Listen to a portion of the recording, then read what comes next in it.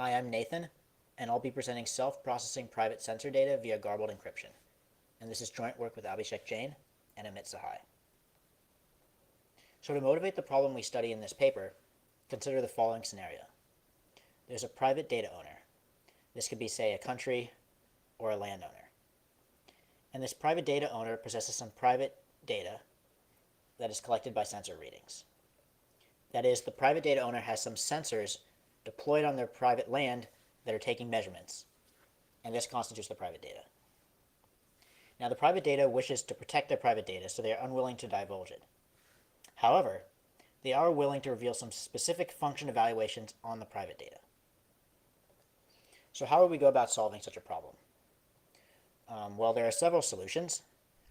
One such solution would be to simply have the private data owner personally compute the function evaluations, or use a trusted third party to do so. However, this either requires the private data owner to remain online throughout the duration of the system, or to trust some external party completely.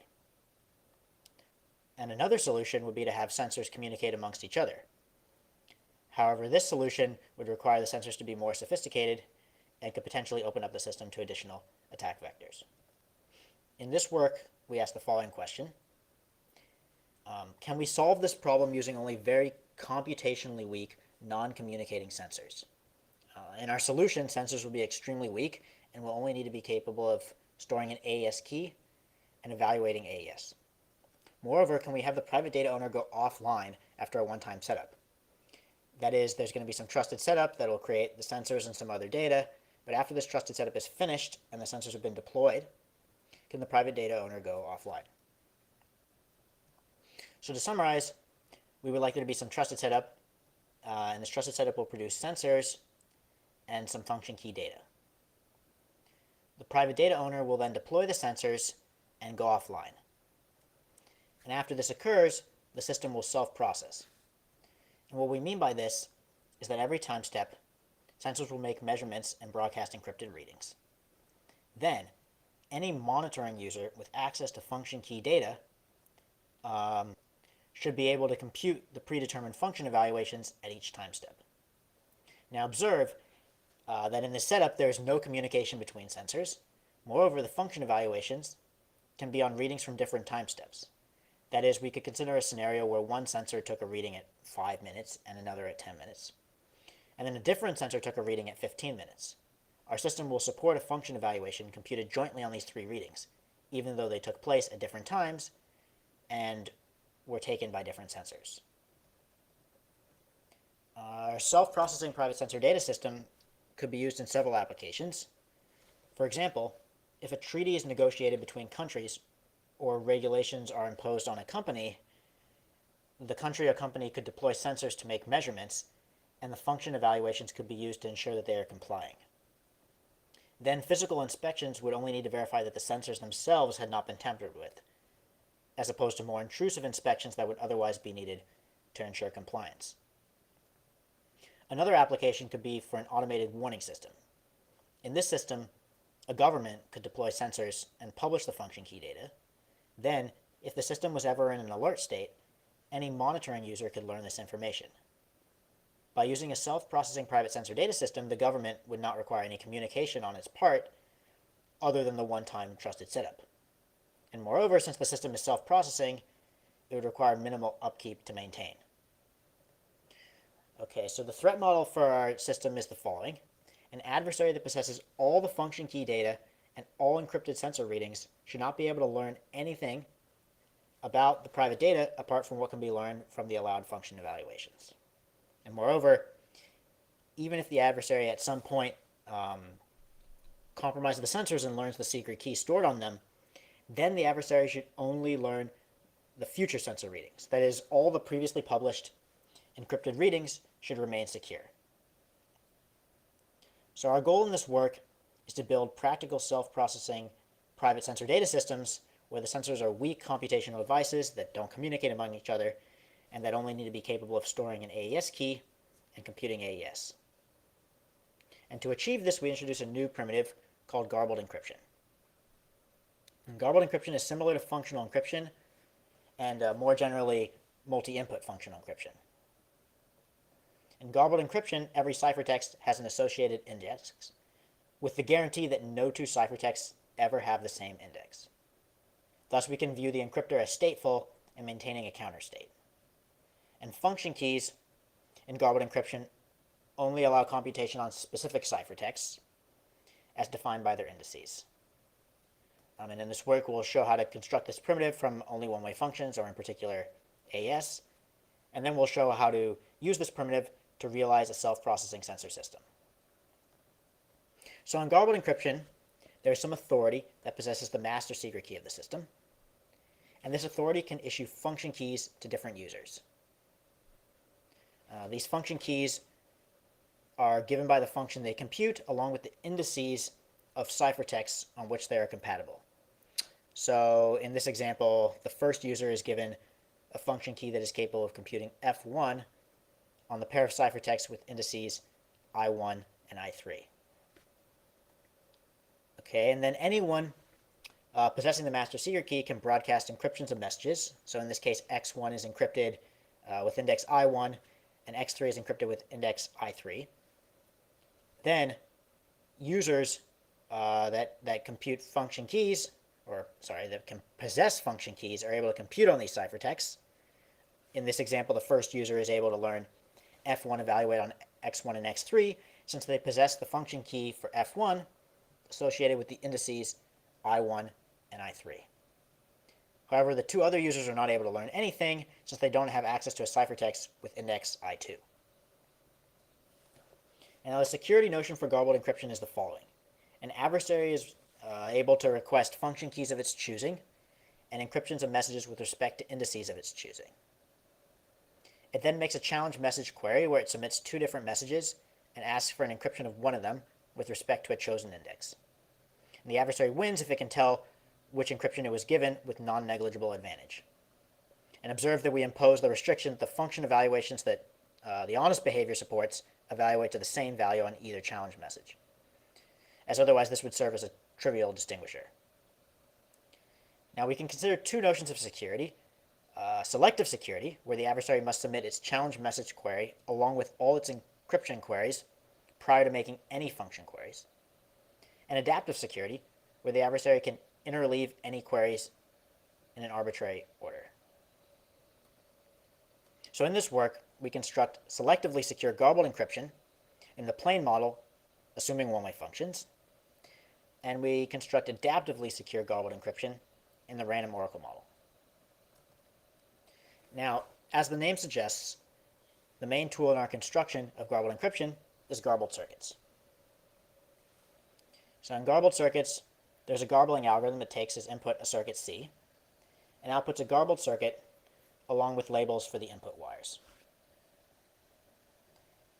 And so, for example, if you wanted to evaluate the garbled circuit on the input x equals 0, 1, 0, then given the garbled circuit and the corresponding input labels, that is the 0 input wire for the first bit, the 1 label for the second bit, and the 0 label for the third bit, it's possible to evaluate and learn C of x. And now the security notion for garbled circuit says that there exists some simulator that, given C of x, is able to produce a simulated garbled circuit and simulated labels that are computationally indistinguishable from the real garbled circuit and the real labels for x. This is called a selectively secure garbled circuit, as the simulator is given C of x and produces both the simulated garbled circuit and simulated labels. And this is sufficient for the construction of selectively secure garbled encryption, which we'll focus on in this talk. However, to achieve adaptively secure garbled encryption, we need an adaptive notion of security for garbled circuits. And in fact, we're going to need a fine-grained notion of adaptive security, where the adversary first submits a circuit and then submits input bits one by one. And the simulator must be capable of giving out the simulated garbled circuit and then the input labels one by one, and is only given C of x prior to giving out the final input label, as this is when it's defined. And such adaptively secure garbled circuits can be constructed in the random oracle model. However, in this talk, we're just going to focus on the selectively secure case, as it's simpler. And so to construct garbled encryption, we actually need a slightly different definition of security, which we call chosen wire key security. In this definition, the adversary actually gets to choose the input labels that the garbled circuit will use for the input of its choice.